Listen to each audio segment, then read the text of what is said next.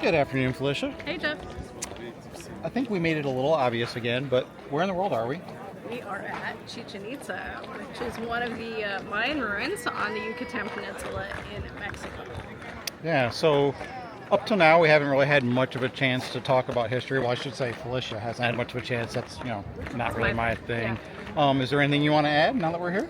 Well, this originally is estimated to have been built around 435 AD by the Mayan civilization. But after doing kind of a little bit of a go-around of this place, it's bigger than I thought it was. Yeah, much bigger. Because all I ever really see when you see pictures is the temple behind us. We'll throw some video of everything around as well. But also the realization that it's kind of its second iteration was actually a little bit of a combination between the Toltecs and the Mayans. So the Mayans had, I think, evacuated it at some point, and then sort of the Toltecs came in and lived with the Mayans. And so we see kind of two sets of architecture here. One that's very Mayan in its architecture and its art, and the other which is very Toltec in its architecture and its art. And this is actually more Toltec than Mayan, but many of the outbuildings that we've seen throughout the day today are more Mayan. Yeah, I don't know much about the history personally, but I'm actually quite impressed with how intact the whole place is here. Yeah. There's a little sports arena that we walk through, and pretty much the whole thing is there. It was inhabited right up until just prior to Columbus, so just pre-Columbian, so up until like the early 1400s. So by the time they kind of rediscovered it in the 1800s, it was under a lot of vegetation, but a lot was intact as well. Yeah. We're probably going to walk around a little bit, get some more pictures and video and whatnot, and maybe we'll talk a little bit more about the trip out here, because we're doing more than just visiting Chichén Itzá today, but we'll talk about that later. Right now, I think we're just going to enjoy the beautiful day and the beautiful ancient architecture. What do you say? Sounds great. The other buildings, no? The area we see and the wonder is the more actuality is the only to have on reconstruction. The other side is a student for discover about bodies, about ceramics.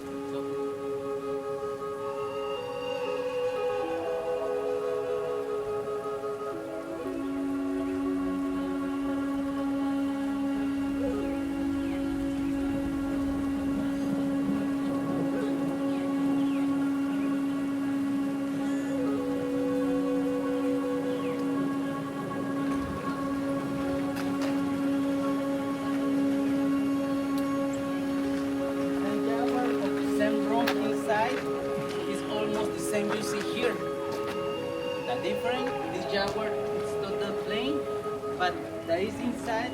I have included 72 stones around.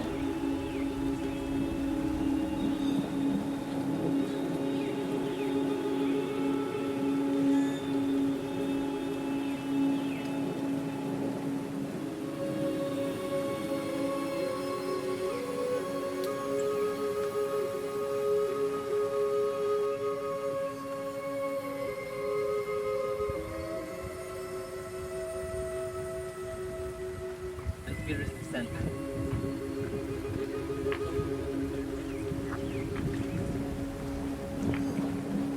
Here is the guy. Here is the snakes. Here is the flowers. Here is the symbol of that. Here is the tent.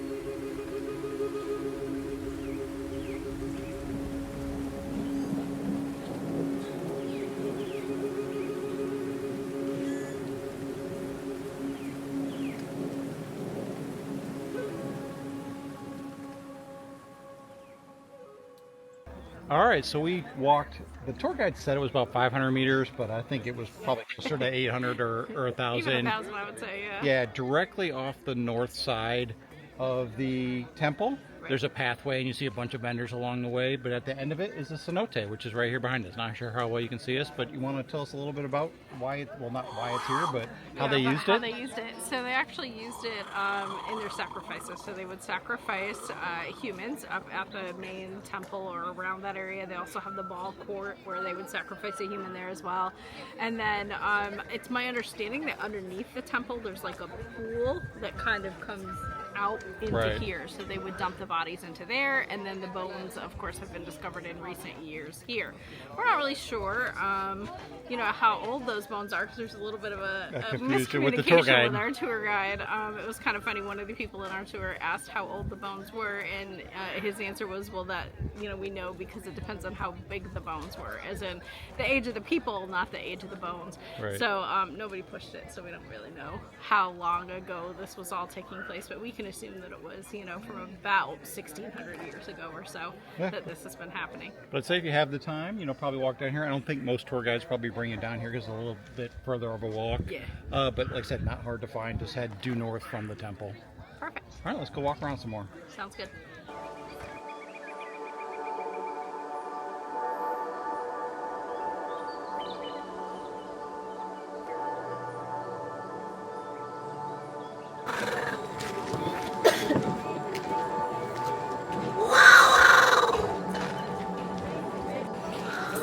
I'm not sure how it is that a souvenir stand in the middle of the jungle can have Apple Pay, but Walmart still hasn't figured it out yet.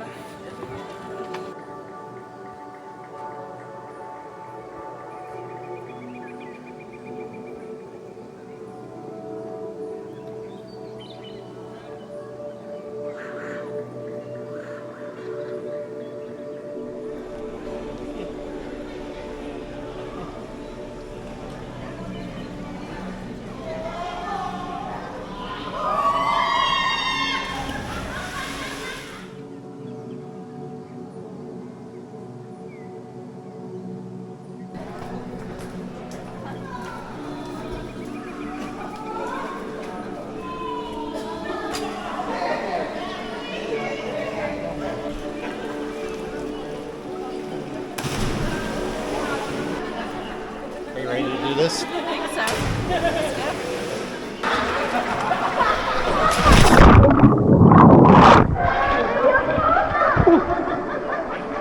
It's not that cold, actually. Let's watch Felicia get in.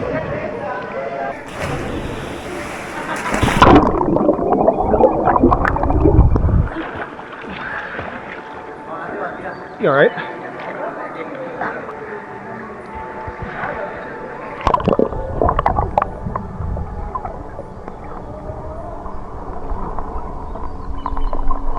How was the jump in? Went right up my nose. Mine too, a little bit. Yeah. The water is actually much warmer. I'm not saying it's definitely not warm, but it's much warmer than I thought it was going to be. Yeah. I am not going to be one of these people who are jumping from the rope into the water. Not today, anyway.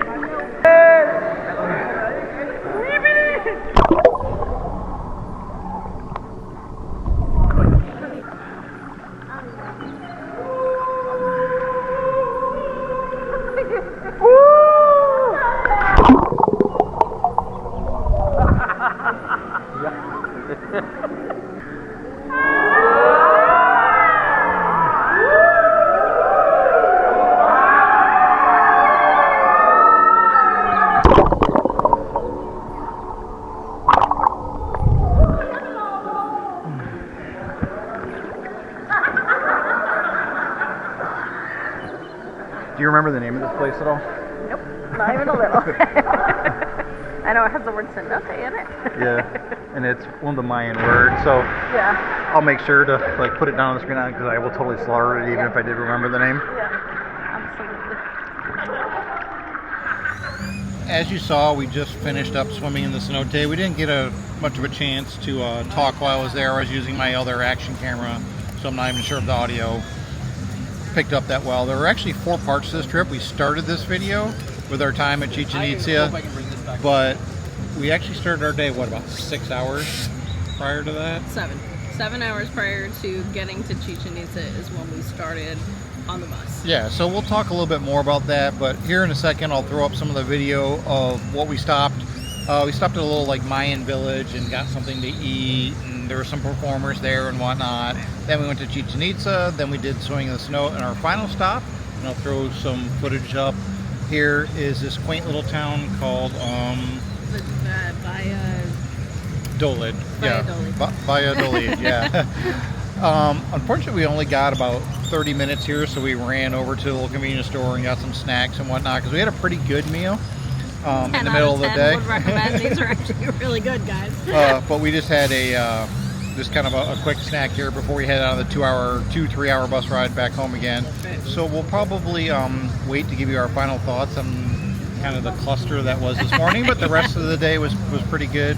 So like I said, I'll throw up some video footage here of what the beginning of our day was like, and then we'll wrap up with our final thoughts once we get back to our Airbnb. How's that sound? Sounds great. Well, it's the next day. You might be able to tell we're wearing different clothes now. We didn't get back last night till I believe it was after 11 o'clock. Oh, it was closer to midnight. Yeah, it was about 11:40. I think we finally got back to our house. Yeah, so we're wanted to get to bed, and we figured we'd give you our final wrap up and thoughts on the day yesterday, which started at 7 a.m. Actually, a few minutes late, they were picking us up, and then, like I said, ended close to midnight. So, first of all, we mentioned kind of briefly, but the excursion that we booked, we just went to one of the little local stands that they have like all over the place where you walk by and they're like, hey, we'll give you the best deal and whatnot. It was very similar to trips they had on Viator. It was about the same price. There's a friendly guy, so we decided to go with them. It was relatively easy. We had to pay some money up front, and then you paid the rest of it once you were actually started the excursion. We were told that we could pay the balance of it with a credit card, but that was not true. So that was one of the things that bothered us a little bit. You want to continue on with some of the other things about yesterday's trip? Well, the tour group that they booked us through was Ballum tour group, and I would say I would not go down that road again based on yesterday's experience. 7 hours into it, we finally were at Chichén Itzá. Chichén Itzá is about a 2-hour drive from here, so that tells you kind of how the morning went. First they were late picking us up, like whatever, it was like 10 minutes. It wasn't like it was the end of the world. We were like, okay. You were picked up at various resorts or hotels wherever you were registered to be picked up in the morning. So that was kind of the start to the day, but then it was over 2 hours before we even left the city of Cancun, because we were one of the first stops in many stops along the hotel zone. Instead of having like one central location they brought everybody to, they picked each party up individually along the way. We had to transfer buses twice. So by the time about 2.5 hours and 3 buses had taken place, then we finally were on the road toward Chichén Itzá. Yeah. Not even to Chichén Itzá, toward Chichén Itzá, because there was something that happened in between. Yeah, so we stopped along the way, and we knew about this, that was me part of it, but they stop at a so-called Mayan village for lunch. And I think when we first got there, they said it was going to be about an hour, which, seemed reasonable. But it's one of those places that they're trying to sell you everything. Now, pretty much any tour you go on, they're trying to do something like, even on the bus ahead of time, they told you all about the Mayan calendar. And while you waited, they would, handwrite or draw or whatever calendar. You need to wait for that. We can't fault them for that. Tourism is their bread and butter here. Yeah. So, that, we know that. Yeah, they were selling obsidian in the store and all that. They had the people dressed up, in native traditional garb, and they were dancing and all that. But it was quite a bit of time to look around and shop and all that before we even went in for the buffet lunch, which was halfway decent food. It was good. I wouldn't say it was outstanding, but it was definitely not the best food I've had here, but it wasn't bad. It was actually, it was filling. But drinks were not included, so you could just separately buy drinks. It was like $3 for a Coke. They did offer on the bus this whole unlimited drink package for the day for $22. But we're not huge drinkers like that, so we didn't bother. But we spent probably at least an hour and a half, if not longer. Oh, it was more than an hour and a half. And then, at each stage of the game, and this was only the first one, it was like, well, the table's not ready. Well, this isn't ready. Yeah. Well, that's not ready. And then, we'd get to the end and it'd be like, okay, well, you have 30 minutes left. And then they give the time, and it was really 40 minutes, or it was really 50 minutes, but then the bus wasn't there, so it was really over an hour. So it was like all of this wasted time standing around at every single stage of the tour. Yeah. And then finally we got on the bus and we headed to Chichén Itzá, and I think from that point forward the day pretty much went as scheduled or as Well, expected. no, it didn't go as scheduled, but it got better. Right. Again, the wasting of the time, pushing the time forward, and then the bus not being there when it said it was going to be there, and those kind of things really wasted a lot of time in between for us. Yeah, but went to Chichén Itzá, had about 2 hours there. They had to grab a second guide in our group. Half of us spoke Spanish, half of us spoke English. They normally have 2 different guides, but I guess the one called out sick, so relatively quickly, the one guy went and grabbed another guy who ended up being our English-speaking guide for things. So he took us around for 45 minutes, maybe, about that, whatever. About right, yeah. Pretty knowledgeable. You probably saw that guide in some of the clips that I showed earlier. And then we had free time for about another hour or so to go around. Like they took you around quite a bit of it, but when we went down to the cenote and whatnot, we had to do that on our own.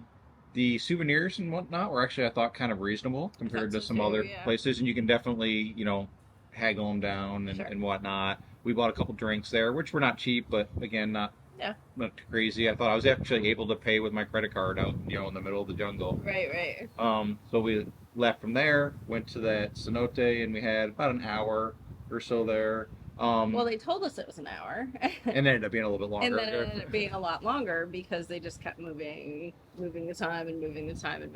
Even at Chichén Itzá, though, they moved the time on us, like, further into the future. And so, like, by the time when we went, it was like, oh, it's only 2 hours. Well, it ended up being about 2 hours and 45 minutes. So that was 45 minutes of our day, like, that wasn't accounted for otherwise. So, at the cenote, it was about the right amount of time. I could have spent more time there, but, they give you time. They have lockers that you would have to pay for if you need to lock your stuff up. We just left our stuff with another person in our party. But you can change. They want you to shower before you go in. We went swimming and all that, as you saw earlier in the video. Got dried off and got back on the bus and went to our final destination of the trip, which again, we knew about all of this, was that little city, town, whatever you want to call it, of Valladolid, I believe it's pronounced, but hey, as always, I'm not very good at pronouncing some of the things. Seemed like really great. It was dark by that point, so I can't say that I was able to see it all that well.